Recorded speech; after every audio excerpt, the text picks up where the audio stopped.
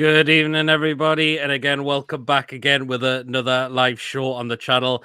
Yep, it is the match review and, of course, the player ratings from yesterday's 0-0 draw against Crystal Palace. As you can imagine, I am still furious with that yesterday. And joining me is Tony, who is, of course, a co-host on John Sinclair's channel. Has agreed to come on and join me for tonight's match review and players rating live show. I mean, Tony, of course, we met up before the game and after the game yesterday outside the ground. I mean, we're still furious with what happened yesterday. I don't think any other fans has literally calmed down after that yet. No, not at all, Pete. Nice to meet you yesterday as well. But no, absolutely ridiculous decision yesterday. And obviously seeing it live, I mean, I obviously saw the show on Willock, but when the referee went to the monitor, I was thinking, well, what's going on? Yeah, and then all of a sudden the goal was cancelled off. So obviously I didn't see any replays, but obviously once I got home and I put Match of the Day on, obviously Match of the Day, it was on the last on there. And when you see it, and I was absolutely furious at what I saw when I saw that last night. And I thought, I've just had this. It's been a long day. I've been on the road since 8:30 in the morning to the train station and on the train to Newcastle, the full day, then on the way back.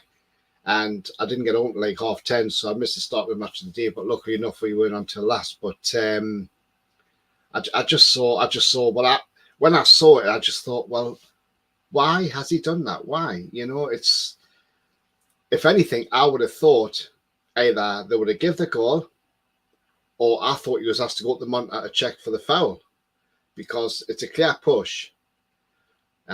Whether you could say Gaeta is covering on the line, could it be a red or a yellow card? Maybe a yellow at best.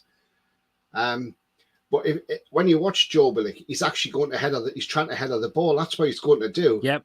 And as he goes to header, when he's pushed, that's how he diverts into the goalkeeper. Absolutely. Not through his fault whatsoever. And the problem is keepers get far too much protection in my eyes. And I think you see it going on all the time. A keeper gets the slightest touch and they'll drop down like a sack of potatoes on the floor, and the referee will, oh, stop it, it's a foul. And it's just not great. I'm still furious over it. Yeah, even Willocks come out and said he pushed me. Mitchell pushed me, and that's how it happened. And VAR's just not had a ridiculous moment just from the day, but there's been other games from yesterday and even today as well. Just more and more inconsistency from VAR this weekend in other games as well. I mean, Chelsea West Ham is an example as well. I mean, that West Ham equaliser, there was nothing wrong with it as well.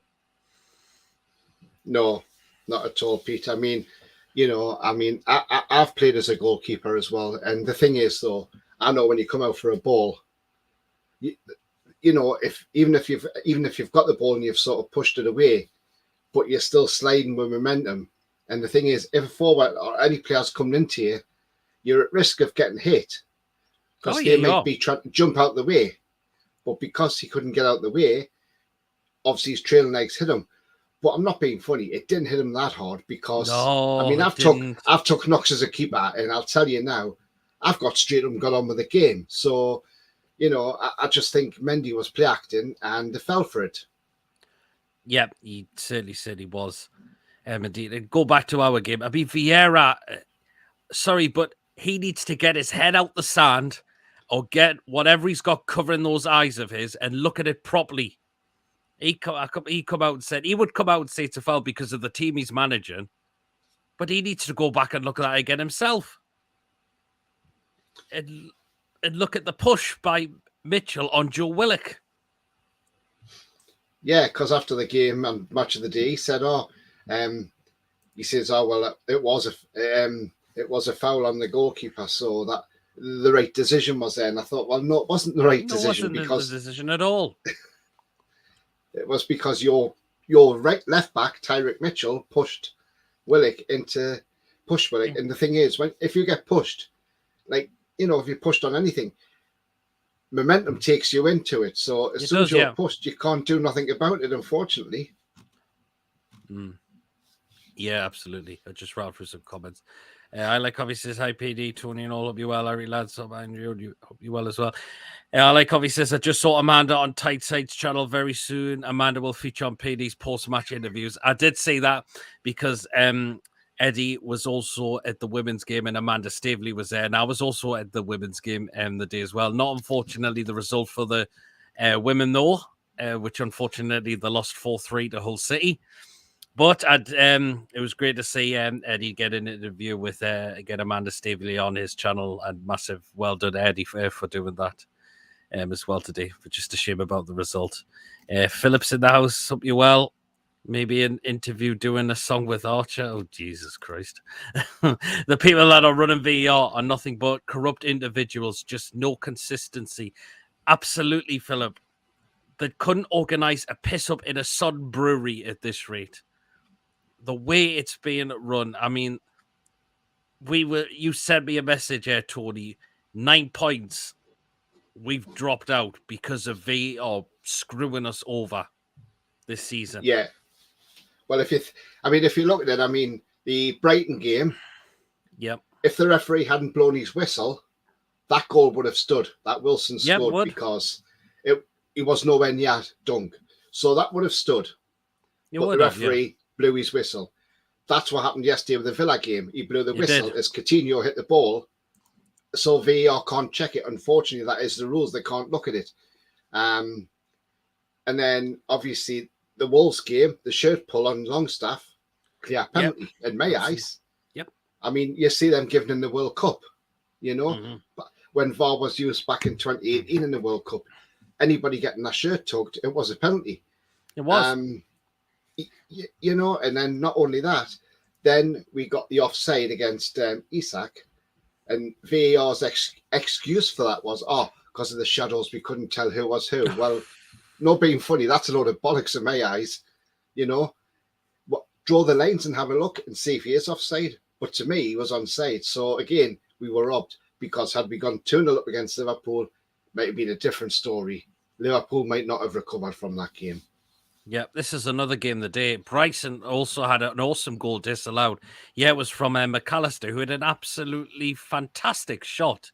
And VAR disallows it for offside, I think it was. Again, really horrendous decision of the day as well. And Brighton could have had 6 goals in that game as well.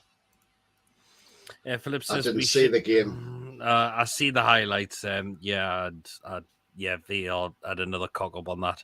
We should have won that game, just lacked that quality in the final third. Yeah, I agree with what Philip's coming out with there. I've got to admit. Yeah, that was the thing that we also lacked in the game with it, was just that final third. I mean, Fraser, there was no end product from him yesterday, which was the more frustrating thing. It really, really was yesterday, because I have been a big fan of Fraser. I've got to admit, but the end product just wasn't there at all from him a lot of the game yesterday. No, it wasn't. And the thing is, I mean, from like last season, I was always shouting when Fraser was playing, I was thinking he's better if he plays on the left, because when he played at Bournemouth under Eddie Howe, he played on the left, and that's where he was most effective. Yep. So we've got him playing on the left, and he just was absolutely woeful yesterday. Nothing, like you say, there was no end product. It was just full of running. That was it. And, you know, there was nothing really coming in the box. I mean, to be honest with you, there was no service really for Isak to really get onto, you know. We know he should have scored in the first 15 minutes. Isak, I mean, if you just put that left or right, the keeper, that was a goal. Maybe because he got through on goal, and he had more time than he actually thought. He had a lot of time, to be fair, to pick where he wanted to put that. And I think he just tried to think, I'm going to be clever here and just dink it over the keeper, you know. And obviously, Gaitas read what he was going to do. Yep, absolutely. If you do enjoy this live show, guys, please do stick the thumbs up, hit the subscribe button if you are new to the channel. And feel free to donate as well through Super Chat, and feel free to become a member as well. And of course, please do check out John Sinclair's channel, as Tony is part of John's channel on John Sinclair TV as well. Alec Covey says VAR also disallowed a Martinelli goal for a foul on Ericsson either. And I've seen that as well. And I'm not too sure if that is a foul for me as well. Again, not a one that I've seen. I've been out this afternoon, so I've not really seen any games today. But it just seems there's no consistency with the VAR whatsoever. And also with when you go back to like the Willock thing, and I agree with what Alan Shearer said. The referee isn't seeing the angle from the side. If he'd seen the angle at the side, he would see the clear push. But because he's looking from another angle straight down. The way I see it with VAR, I don't care if it takes 5 minutes to scrutinise and come to the correct decision. I'm all for that. As long as that time's added on, I don't care. If it takes him 5 minutes to check that goal, if he's got to look at 2 or 3 different angles to get that right. I mean, I know it's a different sport, but you look at cricket. Now, if a player takes a catch and he's low, and he takes that catch low, you watch that third umpire, and you hear him with the crowd as well, so the crowd can hear exactly what he's saying. Mm-hmm. Now he's looking and he's like, right, okay, it's there. I think it's in, but I want to see a close angle. Can you zoom that in? Or can you give me a better angle? And they look at various angles. And then he'll come to the conclusion whether it's caught or it's not caught, you know, if it's hit the grass first before it's hit his fingers. But that may take 5 minutes, but at least at the end of the day, they've come to the right decisions. And if that's what's got to do in football, then please do it, because I think the referee who's on field and looking at that monitor should be given various angles. He should be, And also, this isn't the first time Lee Mason actually got stood down in February because he sent Jan Bednarek off for Southampton, and it wasn't a sending off. Yeah. But he told the referee to go to the monitor. And this referee yesterday has only had 7 Premier League games. And I think for an experienced referee like Lee Mason, who's refereed, I don't know how many games in the Premier League over a lot of years, has forced him to go to the monitor, check it, and then he's put doubt in that referee's mind, and that referee thought, I think I've done a howler here. I think I better cancel the goal out just to look, you know, to make myself look good, you know. And it's just unfair.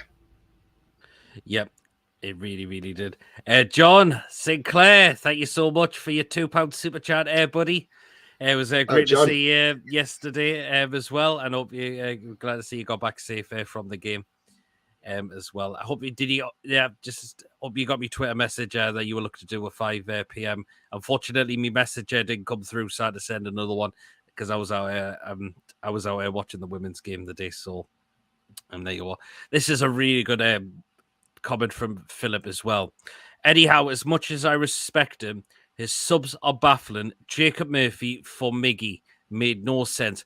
Absolutely agree with that. I don't know why Miggy was taken off in the game, because I thought Miggy was working his socks off once again. And he brings up Jacob Murphy on, who did absolutely sod all again yesterday. I'm now getting sick to the back teeth of now fans coming out and saying, oh, but he's got bags of energy. But where is the end product? Because from what I've been seeing lately, it's been absolutely non-existent from him. I don't know how he's got an appearance off the bench, because Liverpool game, he was absolutely atrocious in that game as well. And again, came in on yesterday, atrocious as well. I don't get it. I'm a bit baffled with Eddie Howe's substitution there. Yeah, I mean, the guy is no good as a footballer at Premier League level. I'm sorry, he's not. And I've been saying this for weeks, and even John will back me up on that. I've been saying this for weeks about Jacob Murphy. He's absolutely woeful. I mean, yesterday, I was in the east, like between the East Stand and Lee's corner. And when he got the ball, and we were like, screaming at him, just do something, pass it, or, and then the move broke down because he just didn't do anything with it. He's just not good enough. And I mean, he may have had to take Miggy off because we've played 3 games in 6 days. So maybe tiredness was a factor in that as well. It could have been. Because Miggy started every game. So maybe tiredness come into that as well. But, it's awful when you look at the bench and who we got as a replacement as a right winger for Miggy, Jacob Murphy, and you think, oh my God, not again. And it just totally deflates you. And I know some people, and I mean, I'm a critic of Chris Wood as well at times. And I even said to a guy next to me yesterday, I said, do you know what? I says, the way these are, I says, why don't we get Wood on? I says, at about 60 minutes, I says, let's get Chris Wood in the action. Get him battling get balls in that box and get him battling, because they will be frightened of that. Yep. And then somebody might be able to feed off whatever he drops down. But he come on late for Isak, who went off with a blooded nose. But Jacob Murphy is just he's just non-existent when he comes on the pitch. I mean, I don't even know why he's on there. I would rather have put Mankey out right wing, to be fair. Yeah, I don't think that would be a bad idea as well, because I've just seen nothing at all from Jacob Murphy at all. That's a player I think we should have now got rid of in the summer transfer window. I thought the loan spells did him good, but he's just going downhill now, and I don't know what has happened there to him.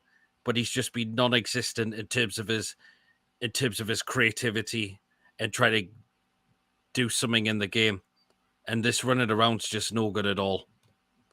I've got to admit, it's just not.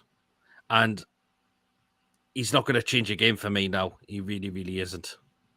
I mean, it goes down to, I think, a couple of years ago, Pete, when he had. Do you remember when he had that good season when he scored? Remember when he scored that late free kick against Wolves, and he had, and then all of a sudden, Mike Ashley decided, oh, let's give him a new 6-year deal, and he's got too comfortable since then, and he's just gone downhill, and that's the problem. We've got a player who's still probably got about 4 years left on his deal.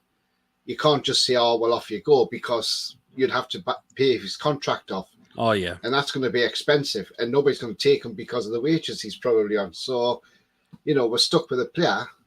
But I'm just hoping that come January, if Bayer Leverkusen and Leicester are still in a predicament of being in the bottom 3 of their respective leagues, I'm hoping we can nip in and say, right, let's get Moussa Diaby in. Let's get Maddison in. Because we were screaming out for Maddison yesterday in that midfield. Yeah, well, we're in a way. And Mike Debate said Miggy should have scored. He should have. He hit the post. But this Isak, to me, should have scored in the first half as well. I mean, I don't want to be really critical on the lad. He is just coming to the club. But those kind of chances, he's got to be scoring them. I mean, put your lace boot through that, and that's in the back of the net for me all day long. Yeah, he should have just buried that, really. I think he tried to be too cute down the chip, and obviously the keeper's read it. But I mean, yeah, I'm not going to criticise the lad, because at the end of the day, he's only just, it's his second game for the club. But but maybe he'll watch that back now and look at that and think, if I'm in that position next time, I'll not try that. I'll just boom, hit it either left or right. Yep. And I'll slot it past the goalkeeper. So I think he's only 22, so you learn from that anyway. That's a learning curve. Yep. Because the Premier League's an unforgiving place. If you don't score or don't take your chances, then you could either lose a game or it'll end up as a draw. But no, I think he'll get better. And I think once he starts banging the minutes in James's Park, I think he'll go on a good run. Yeah, I believe he will as well. Definitely as well. Alec Covey says the VAR for Brighton's goal took 5 minutes, apparently, for them to rule it offside. Again, that's just ridiculous again, isn't it? John is in the house as well. Hi, Peter and Tony. VAR cost us 9 points already this season. Those points could cost us a place in Europe next season because of these lot. Howard Webb will sort this out big time. Yeah, just seen your DM there. That's no problem there, John. But yeah, you were messaging me about this, Tony. Howard Webb will be taking over. December can't come quick enough, because Howard Webb, for what he's been doing in the MLS, he's done a fantastic job. As you've said, with this bloody idiot Mike Riley we've got, it's just all over the place. Yeah, well, I mean, we all remember Mike Riley. He weren't even a great referee anyway, was he? And how he was even a FIFA registered referee as well, one of them. But he was just absolutely woeful. And I mean, the guy is a joke. And I mean, even Keith Hackett, who used to be in charge of PGMOL, even he turned around and said, he's not up to the job. But Howard Webb has done an absolute fantastic job in the MLS, as has Mark Clattenburg in Greece, and Lee Probert in the UAE. They've all done great jobs over there as head of refereeing.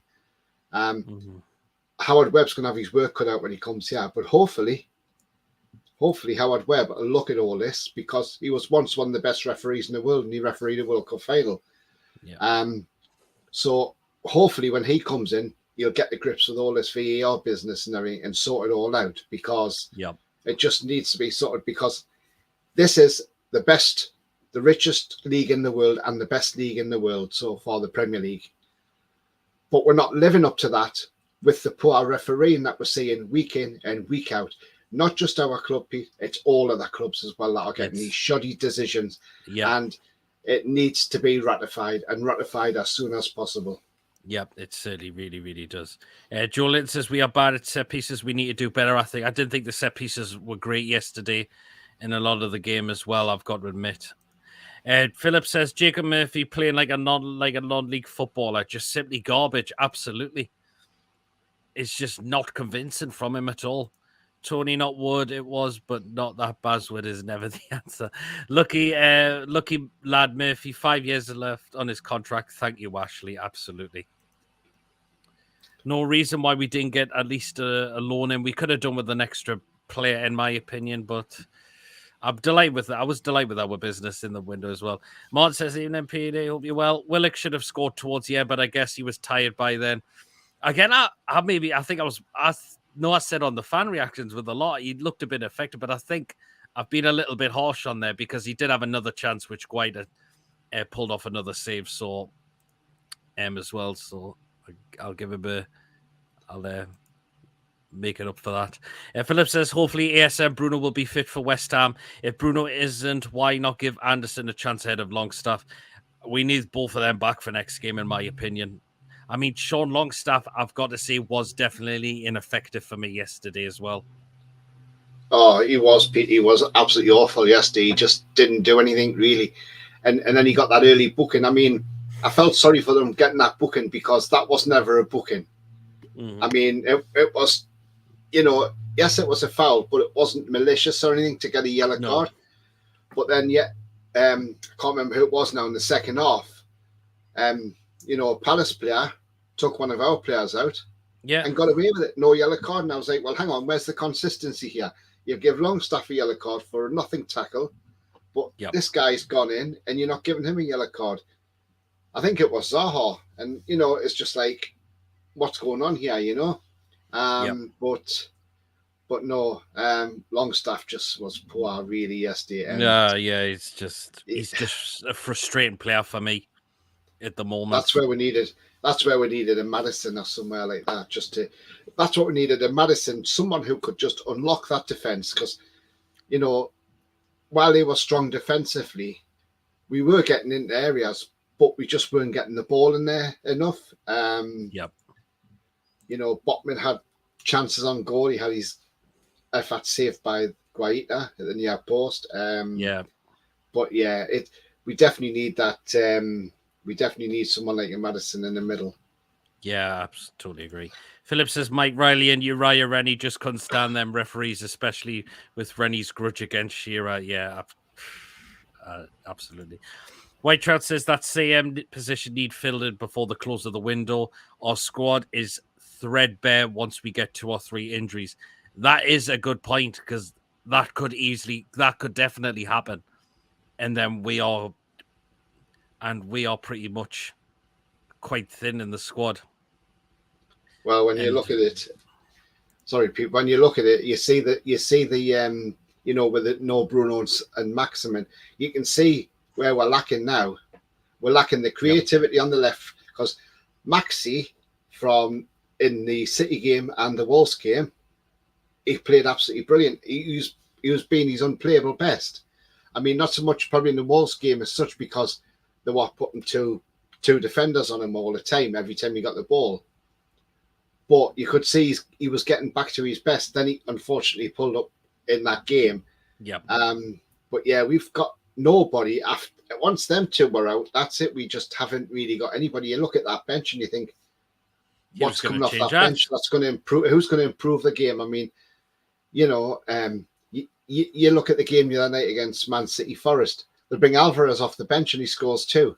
We ain't got somebody who can come off the bench and score two goals. No, that's the thing, and that is what concerns me. If we start to pick up a lot more injuries, and within the side, the squad just becomes thinner and thinner and thinner. I like Covey says Botman could have had a goal and assist for the own goal yesterday. He is a presence in the opponent's box. Yeah, I mean, absolutely, and he can really pick a pass out. I saw him play some really nice balls to Trippier when on the right hand side, as well, and Trippier managed to get well on the end of those. We should have bought a CDM. We could have done, yeah. Longstaff for CDM. If he's out, who could take his role?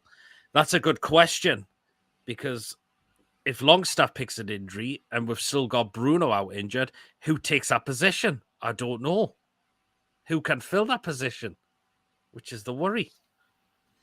Yeah, that is a worry. Who can do that? I mean, you know, would it be the fact that you stick Dan Burn in there as a defensive midfielder? Because, you know, who else is on that bench who could do that role?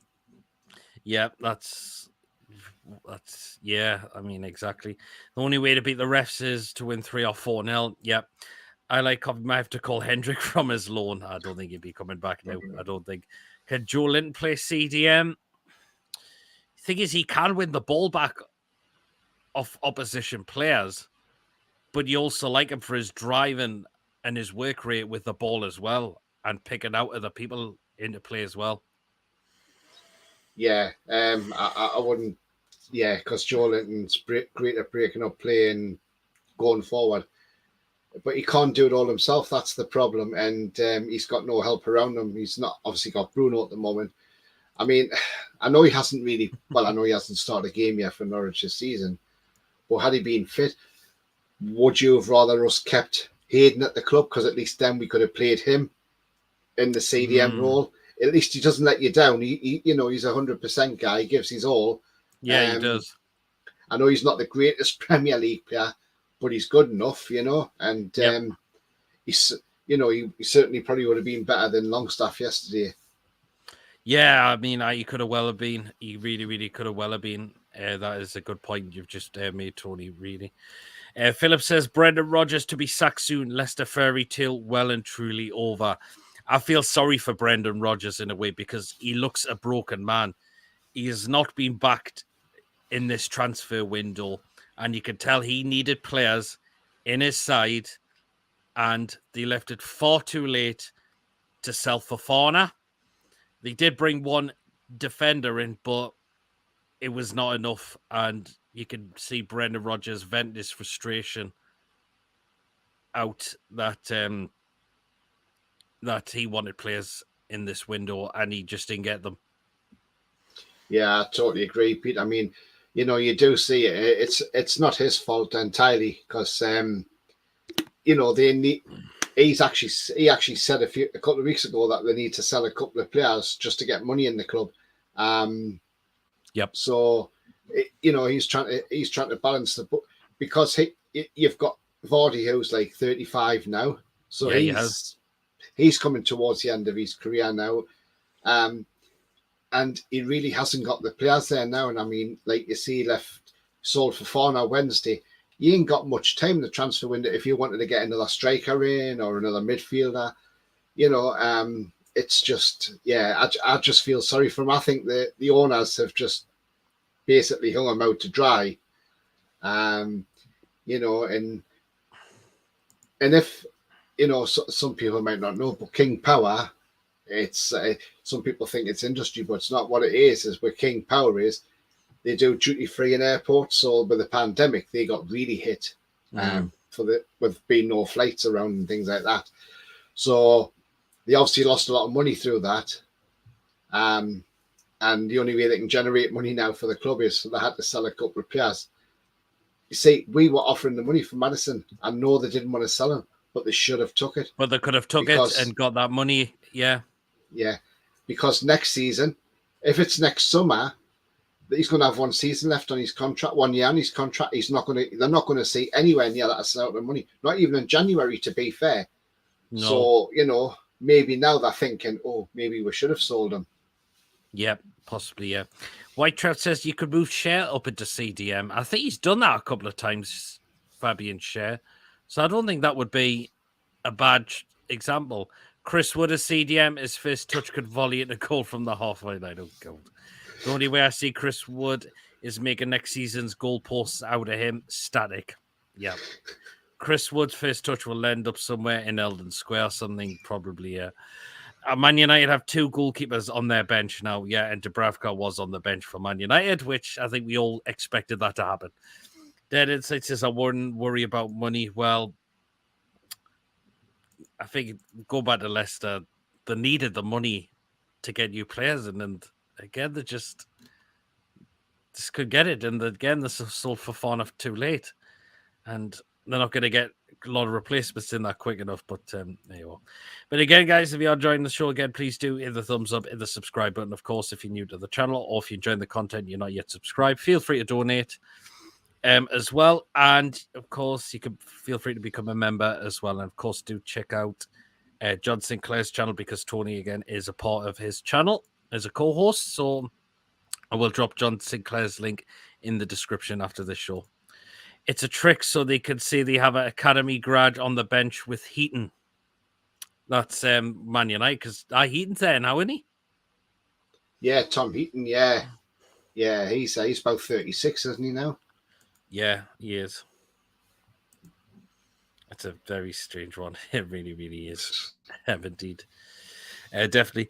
Tony, did you think when Murphy was come on that this game's going to finish 0-0 now, pretty much? I mean, again, going back to Miggy, you could see how annoyed he was when he got took off as well. Yeah, he wasn't happy at all. You could see it because he was sort of like looking like, hang on, why? And I just think if he'd stayed on Miggy, you just never know. There might have just been that other chance that might have just come in, and but when Murphy comes on, it just doesn't fill me with confidence. When I saw him on the touchline, and I thought, oh no, not Murphy, please, no. Like I said to you earlier, I'd rather have put Mankio on there, or even Jamal Lewis. To be fair, yeah. Did you think it was going to end 0-0 as soon as he came on the pitch? I just got no confidence in him whatsoever, so I didn't think he'd create anything, because he doesn't really create anything anyway. Nice. And he's scared of scoring goals, because last season he kept hitting the woodwork, didn't he? He did, didn't he? Yeah. But what's gone wrong with him there this season, I just do not know. Even like Covey says, bring on Muniz. I would definitely have him more over Jacob Murphy at this rate, because he's, yeah. Some of Eddie's choices have me scratching my head at the minute. They certainly do. I think it's regards to his substitutions at the moment. Again, he's first 11 because, again, we've got injuries to Bruno, Maxi, so he's going to have to go with the likes of Longstaff or Fraser in them areas. But Anderson, I think, should be knocking on the door for a chance as well. I mean, look, when he came off the bench yesterday, look at what he was doing. He was getting himself about. He was taking a lot of the Crystal Palace players on, and he was definitely giving it a go out there. Yeah, he was giving them he gave them a fright down their right hand side, their right back Ward. I mean, they were trying everything to try and foul him, and I think there was one point where he was actually got past him and stayed on his feet because they tried to take him out of the game. Yep. They couldn't handle him. Maybe he should have played from the start, and then maybe he could have, maybe brought Fraser on as a substitute for Mickey on the right hand side, so you would have had that option then. But yeah, I think if Maxi's not fit at the weekend, I would then say give Elliot Anderson a start. There's no harm in it. I mean, look what Man City done with Foden. He got a couple of cameos as a sub, and then they started playing him. And look at the player he is now, Foden.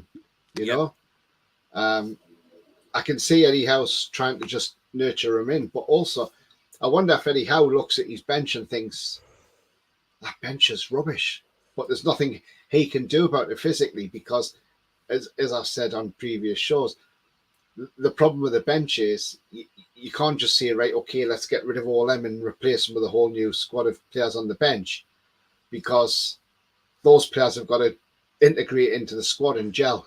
Yeah, you they know, do. it's all right for Nottingham Forest got then by 22, 23 players or how many they've ever bought, Mm-hmm. you know, and put them on, but they haven't gelled, you know, and that's why they're in trouble now. They are. Until they actually gel. But you know, it just baffles me. But I would draw that even. Do you know what? I would even draw that going to the under-23 squad and say, look, who plays as a right wing are you? Let's give you a go over Murphy, because you can't do any worse than what Murphy's doing, surely. Exactly, absolutely. El Collar says it's strange he brings on Murphy for Miggy every game. Again, that's a very like for like substitution from Eddie Howe, and I think Eddie Howe has got to look at that and thinking Murphy's just not offering anything when he comes from the bench. He really doesn't. I mean, just again, as I mentioned, he was dreadful against Liverpool and dreadful yesterday. Just nothing at all. Just absolute, and even the Carabao Cup game against a League Two side, he was just absolutely rotten in that game as well. Yeah, he was as well. And I was talking to somebody yesterday at the match as well, and he said, I know this probably is going to sound controversial, and I said, oh yeah, and he said, what about the club signing Ross Barkley? And I went, oh no, and he went, yeah, but think about it, he's on a free, and he says he can play as a right winger as well. He says, get him in. He says on a pay as you play maybe, and see how he does. And I said, do you know what? I says that's actually not a bad shout, because if you give him a pay as you play deal for one season, you could get him on that right wing, and you could see if you can get him back. Because Eddie, if anybody can do it, Eddie can get players back to their best.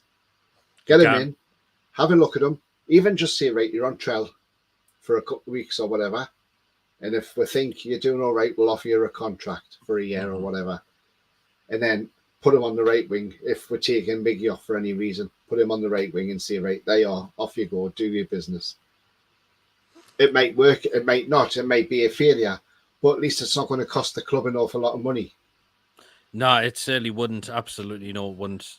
I mean, White Trout said Anderson should have started 2 games ago. I agree. He definitely should have been. Really should have been. Julian says, I don't want Fraser to play. He's wank. He's absolutely wank. Again, the end product just wasn't there from him yesterday, was it? I want him to be Shaqiri, and he isn't. Right. Once our full strength squad is back, Anderson may not get much game time. You've got to give him some minutes. If Eddie Howe wants to give him his opportunity, you've got to get definitely some minutes into him. You might maybe play in a lot of the cup games, but you want to give him quite a lot of minutes in the league games as well.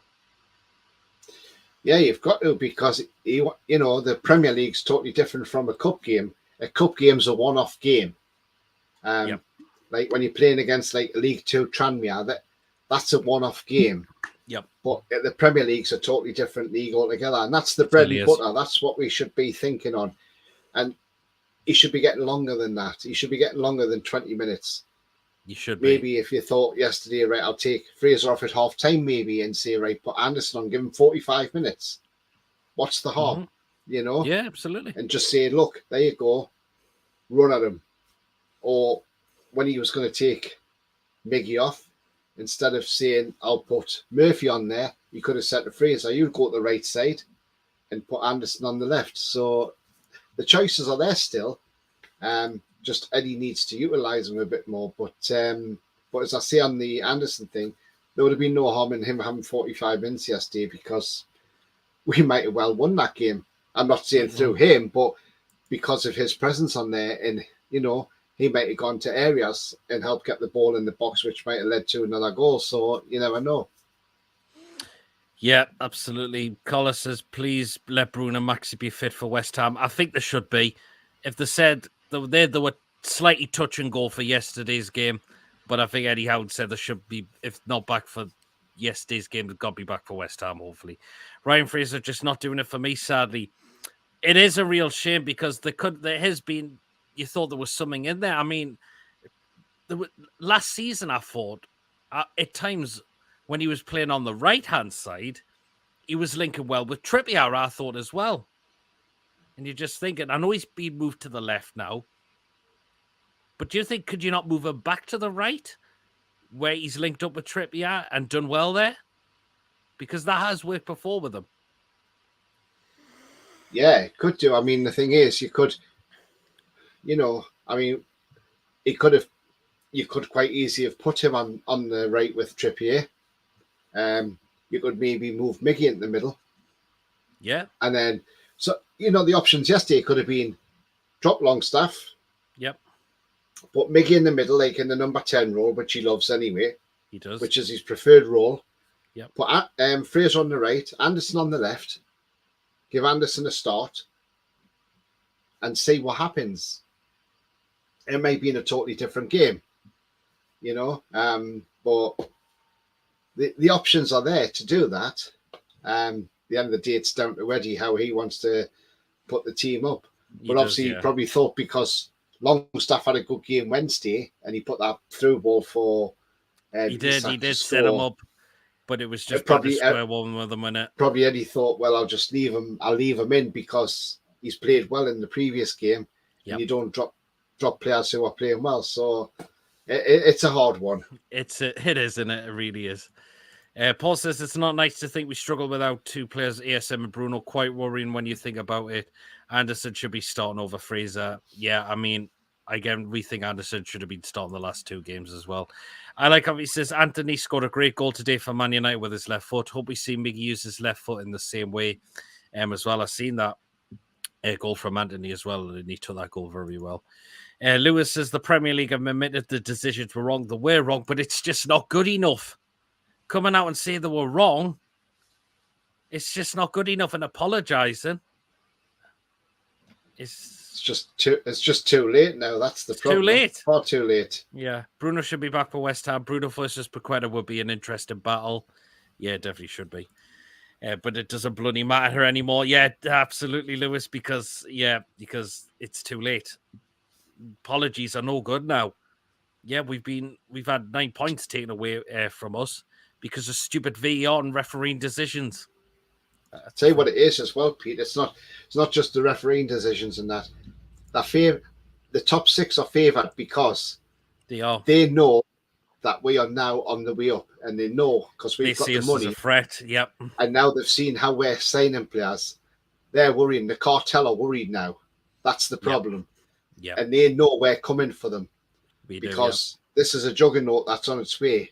But once this juggernaut starts picking up pace and gets faster and faster, and it's not going to stop, and we're going to take the whole lot out one day, and that's what they don't want to happen. I mean, if you look at Van Dijk's challenge yesterday, when should have been a red, it looked horrendous. That picture, I saw that yesterday. And I thought, how is that not? How is that showing?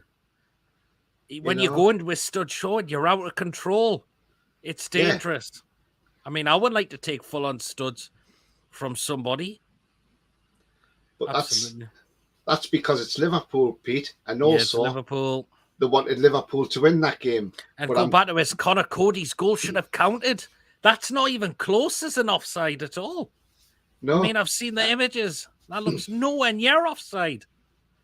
They're trying to favour the top 6. That's why, Pete. They didn't want lowly Everton beating mighty Liverpool. That's why. And the thing is as well, good on the ref yesterday. He added 6 minutes injury time, and he played 6 minutes and ended the game there and then. So well done, referee. He did. But I'm going to give a shout out now to our Geordie friend, Michael Oliver, the referee, who gave a penalty at Brentford. Yeah, I was he went to the monitor that, and he kept his same decision. And he kept it, and he stuck to his decision. He said, no, I'm not taking notice of VAR. I've had a look at it. I'm happy. It's a penalty as far as he's concerned. And I thought, you know what? I applaud him for that. Absolutely. I just wish he could referee a game for us, but unfortunately he cannot because he supports us. And that's the thing. So there you are. Paul says Anderson, when he comes on, he is fearless. He's direct and quick thinking. Fraser, to me, always seems like he doesn't know what he wants to do. Tends to just run around, get tackled or pull back. Absolutely. It's too late to apologise. It certainly is. They are favouring the big six apologies, just not good enough. Absolutely. Manchester City could have lost with that Coutinho goal. Again, another decision that was scandalous.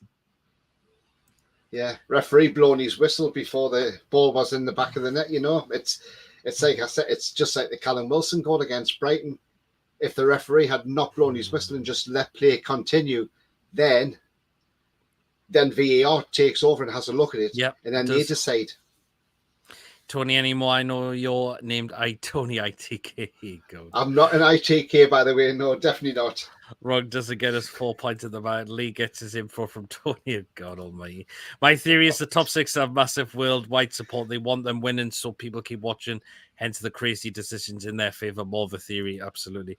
And Niall, good evening. Big up, lads. Newcastle were robbed big style. We certainly were, Niall, and we're still furious over it as well. Again, Anderson should start if Maxi's injured. Yep, he should have done. He really, really should have done. Absolutely not a bad shout. Again, right, in a moment, we're going to get on to player ratings. But again, guys, if you are enjoying the show, please, of course, do hit the thumbs up. Hit the subscribe button if you're enjoying the content and you're not yet subscribed or you're new.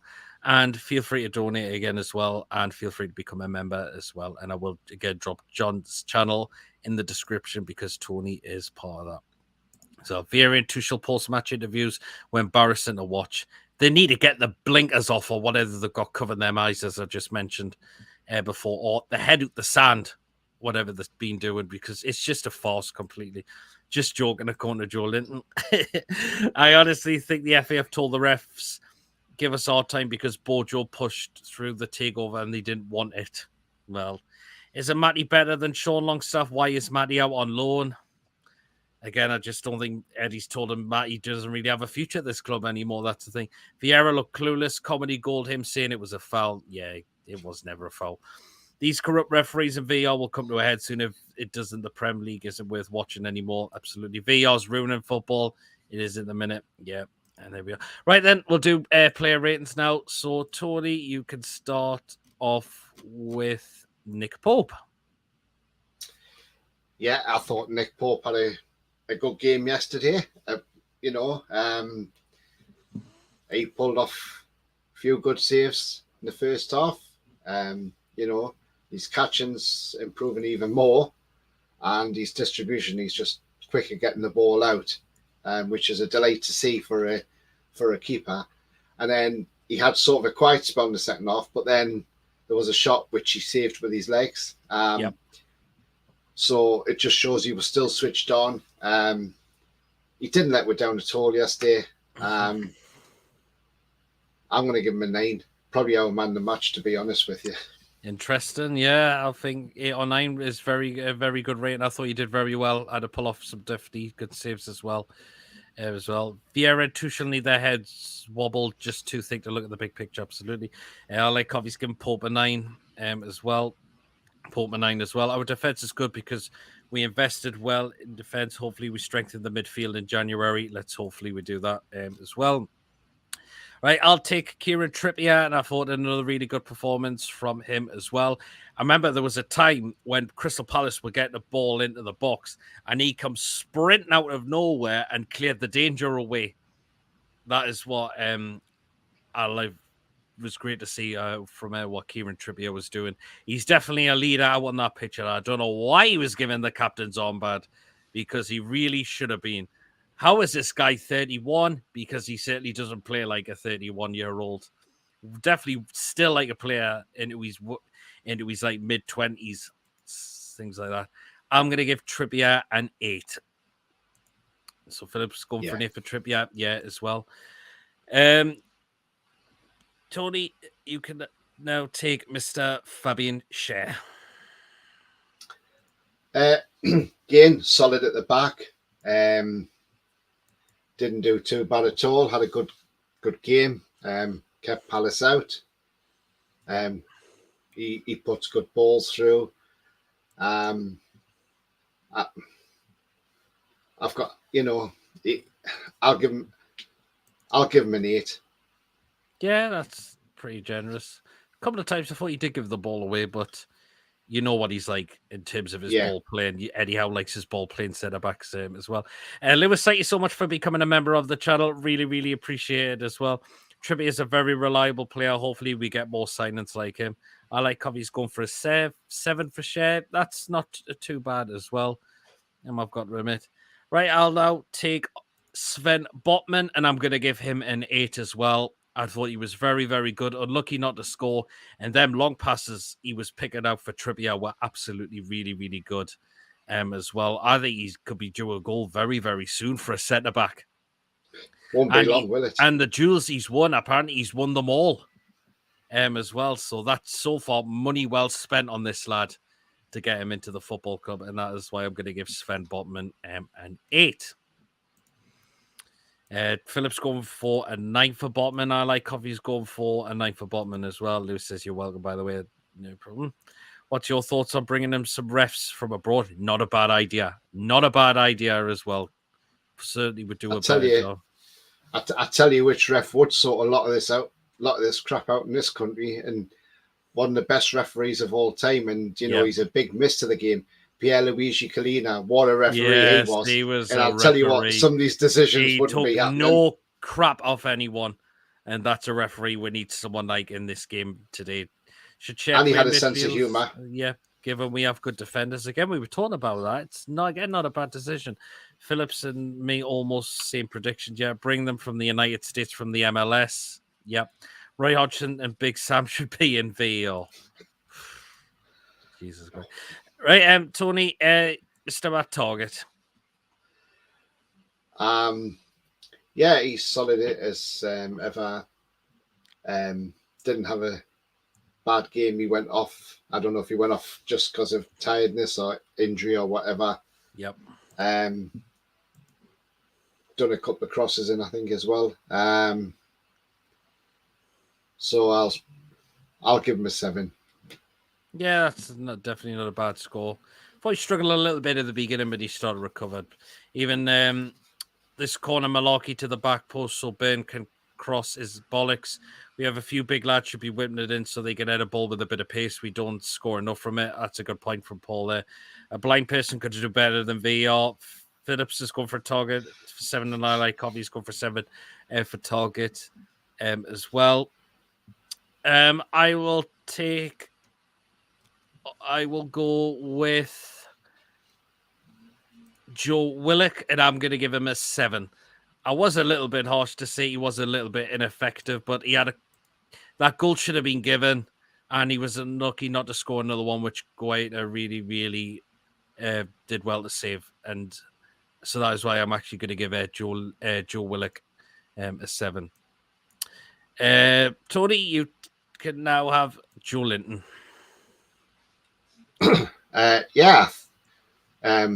Joe Linton breaking up play, doing his marauding midfield skills.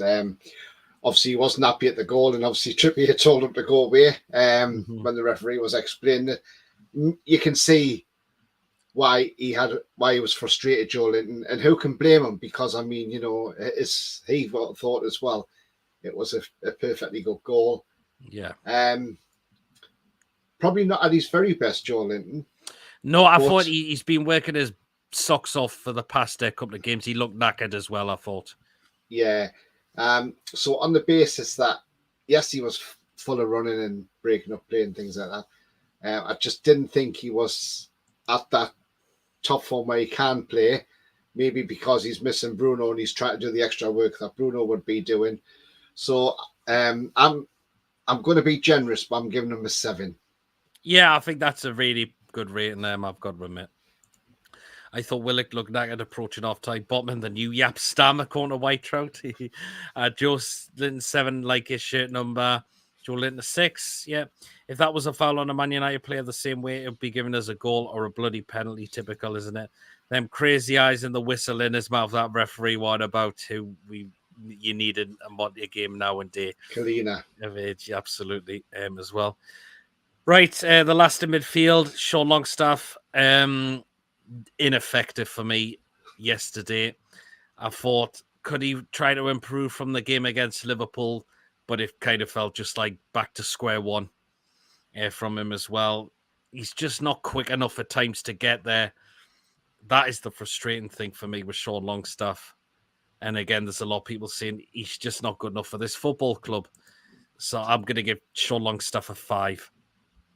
It wasn't really, really, really terrible. But again, there's just something missing there from him as well. Julian isn't as his best yet. He should play in front of the back four for maxi effectiveness, in my opinion. What do you think? Do you think I like him as the attacking midfielder, really. You do, don't you? Julian needs Bruno in the middle with him to be fully effective as a box-to-box midfielder. Longstaff just doesn't have the movement or passing to help him like Bruno does, absolutely. Collis has given Longstaff a 2. Wow. Even Lewis is going for a 2 as well. Crazy eyes whistle in his mouth. Are we talking about that Benfica referee?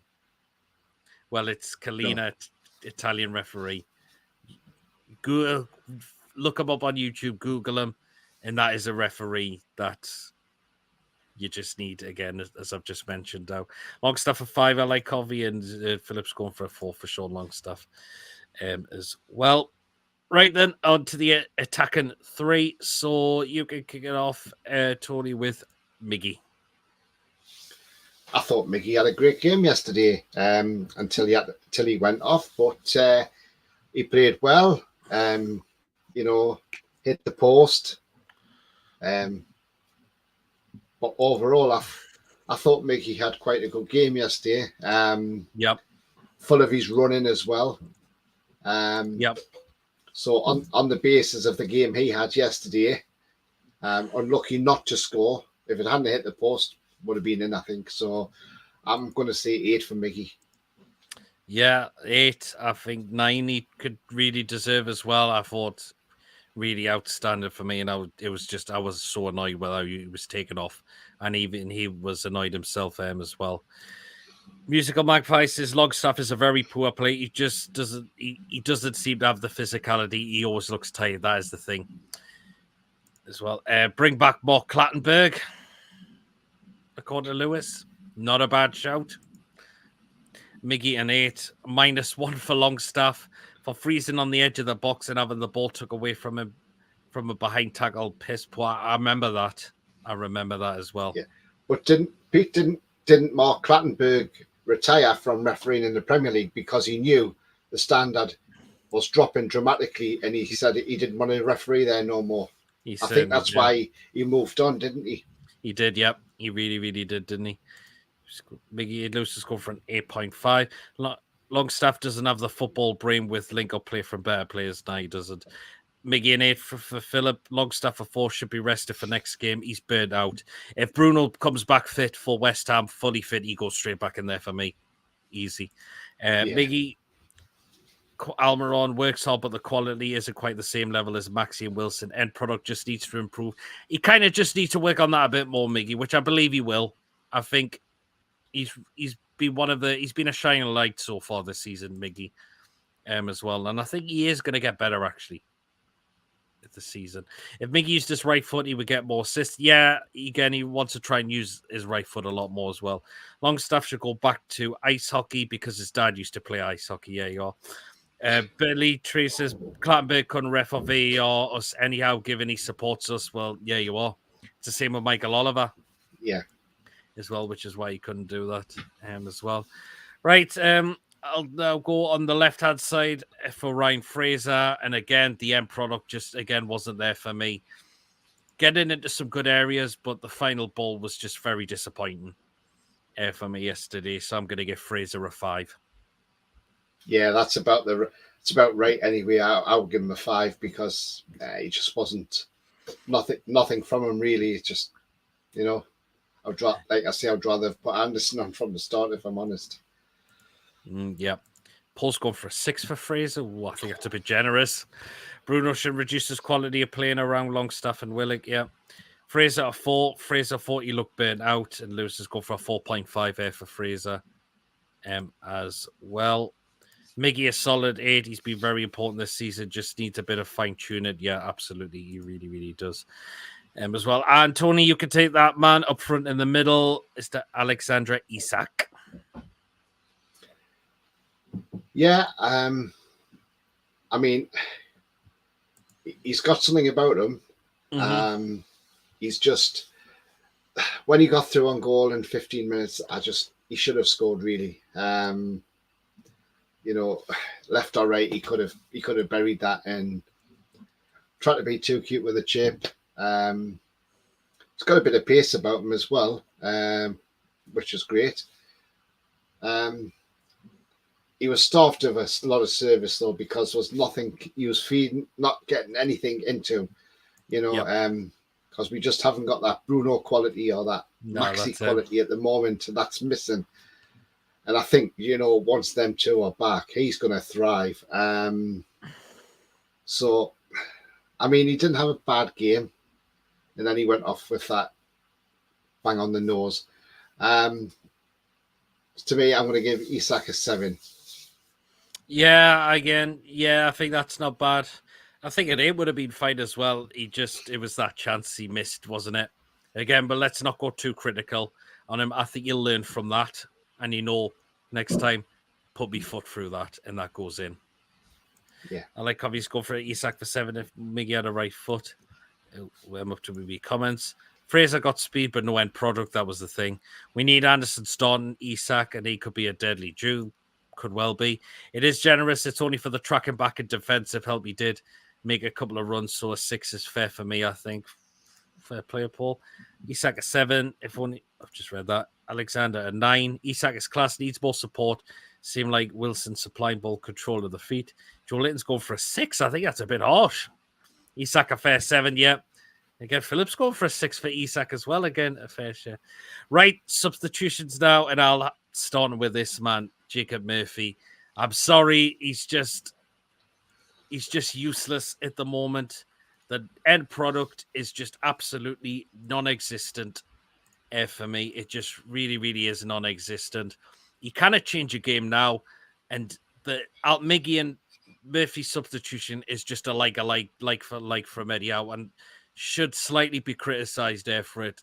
I don't think Jacob Murphy should be playing at this moment of time. So Jacob Murphy, I'm giving a 1.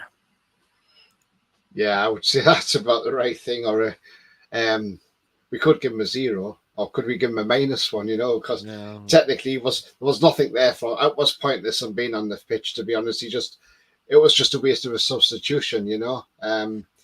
As I said earlier, we may as well have put Mankey up there. Not being funny, Mankey might have done a better job. I mean, you go back last season when Mankey ran down that right against Man United at pace and whipped that ball in for the equaliser against them. So I would rather, if that's going to be the case, I would rather give Mankey the chance or push Trippier up to right wing and put Mankey on right back.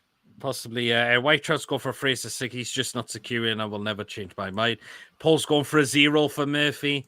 Coffee's going for a 0 for Murphy. Get rid. Lewis is going for a -2. Will Howe start Isak and Wilson? You may only start one of them and bring one or the other in the second half. But I think Isak, to me, should be starting. We've paid the money for him. And you can't just pay that kind of money and just let him sit on the bench, can you? Big fat 0. He did nothing right at all. Murphy, a 1. Get rid. Yeah. Isak a 7. He should have buried that one into the corner. He should have. Phillips going for Murphy a 0. Garbage. Get him gone. He's had more than enough chances. I like Coffee says a 1 is generous for Murphy. Yeah. Anderson for the short time. Oh, we'll get on to Anderson now. So, yeah. Tony, sorry. You can take and Elliot Anderson. Yeah, I thought he looked he was the bright spark when he came on the field. As I see, he ran at the Palace defence. Those times they just couldn't cope with him. They tried to foul him. He won a couple of corners, a few throw-ins for us. He was trying all he could to help us try and get the 3 points. I thought he had an excellent cameo, if I'm honest. And my rating for Anderson, I would say, I'm going to say an 8 for the impact that he had when he came on. If he'd played a full game, he could well have got a 10. He could have done, yeah. I think it's a very good day, really good. I thought he looked very energetic when he come on as well, and he was going for it as well. So there you are. Paul's gone for Anderson for the short time he was on. I give an 8. He made things happen in the left and did some lovely stuff to get around players and whipping some lovely crosses in. Absolutely. When Murphy comes on, it feels like we're playing with 10 men. It certainly does. Murphy may leave in January if he doesn't take his chances. He could well and truly do so, or we could have to send him out on loan again. Should Howe use Manquillo as a winger? Well, Tony, you said it's not a bad idea. Yeah, exactly. He can't do any worse than what Murphy's doing. In fact, he'd probably do a lot better than Murphy. And I do like Manquillo because when we first signed him, it was like an underwhelming signing because he'd obviously played for Sunderland and Liverpool. But you know what? He's not been a bad player at all. He's been a great squad player to have around. Yeah, and he has got that quality to put crosses in. So, yeah, if that's what I'm saying. If on Sunday when we play West Ham next Sunday, if we bring Miggy off, I would rather put Manquillo on instead of Murphy. Yep, absolutely. But White Trout Murphy a -2. He actually owes this game. It's now pathetic. Yep. Why is Wood getting game time? Well, I'll just rattle through these comments. Anderson a fair 7. I think an 8's a really good. Elliot a 7. Anderson should have been given more time under Bruce. How would give him game time? He is the next best winger after Maximum. Yeah, I agree. Swapping Miggy for Murphy is like for shite. Yeah, it is, isn't it? Really will. Yeah, the final substitution was Chris Wood, but he wasn't on with a lot of time remaining. So I'm not going to mark him, or I'll just go down the middle and go with a 5. Right, Tony, finish it off with the manager, Eddie Howe. Yeah. Well, as we say about the substitutions, are a bit baffling, especially the Murphy one, bringing Murphy on. I mean, he's playing the football he wants us to play. He wants us to be on the front foot attacking, which is great. We were cost a goal yesterday by that ridiculous VAR decision, which not just me and you, but thousands of others Newcastle fans were all furious over that. I'm going to be generous here, I think, as well, because maybe he could have done a bit more, Eddie, but I'm going to give Eddie a 7. That's fair enough. I actually did miss one substitution out. Actually, I've just realised it was Dan Burn. Yeah. The comments, not on along with a lot of time remaining. So again, I'll just go down the middle and go with a 5 for Burn as well. So there you are. I can't believe I missed Dan Burn out. Come off the target. Yeah, Wood 3. He did. How did I forget that? Burn a 6. Anderson 7.5. Lively ineffective. Earns a start next game. Why sign Chris Wood when we could have kept Andy Carroll to do the same job and sign another quality for 25 million? Yeah. Eddie a 6. Wood and then a Dan Burn 6. Yeah, I can't believe I missed Burn out. How a 6? How a 5? How is good, but he needs to start Anderson. Yeah. And Dan's going within any as well. Well, there we are, guys. That is it for tonight's match review and player ratings show. Again, thank you so much for your comments coming in. You've made some really, really good points tonight. Or do we want to mark the final a certain referee and VAR? And I think we know what we're going to score them with. 0s. Yep. Absolutely. Well, I'll give him a minus, never mind a 0. Well, yeah, absolutely. So there you are. I mean, the referee was atrocious yesterday. I mean, the amount of things that he just got wrong in the match. But, don't forget, this is the same referee when we lost to Cambridge in the FA Cup as well. So, he was actually the referee in charge against Cambridge, Michael Salisbury. So, in some ways, I feel a bit sorry for him on the VAR thing because he was sort of hung out to dry on that one by Lee Mason, who should have known better. Yep, he did, didn't he? As well. So the referee minus 100.